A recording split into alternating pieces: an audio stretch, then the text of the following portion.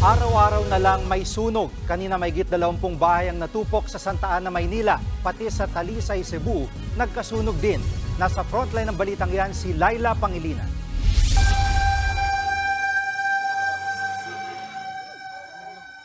Nilamon ng apoy ang residential area na ito sa Barangay Dumlog sa Talisay City, Cebu kahapon. Agad namang nabalot ng maitim at makapal na usok ang langit.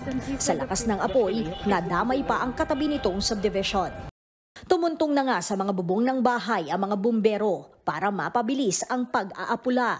Tumagal ng higit 1 oras ang sunog bago tuluyang naapula. Pero 24 na bahay ang natupok nito.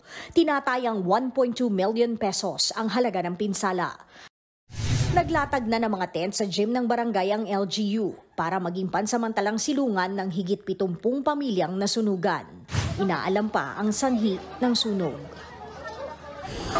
Nabulabog din ang sunog ang mga residente ng barangay 905 Santa Ana, Maynila kaninang alas 2 ng madaling araw.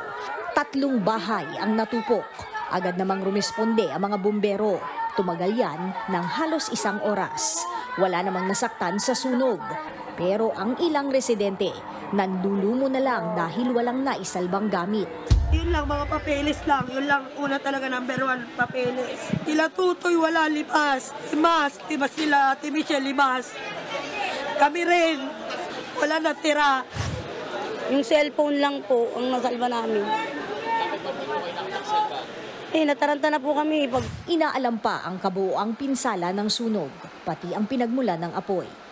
Nagbabalita mula sa frontline, Laila Pangilinan, News 5. Mga kapatid, Jiggy Manikad po, iba na ang may alam at may pakialam sa panahon ngayon.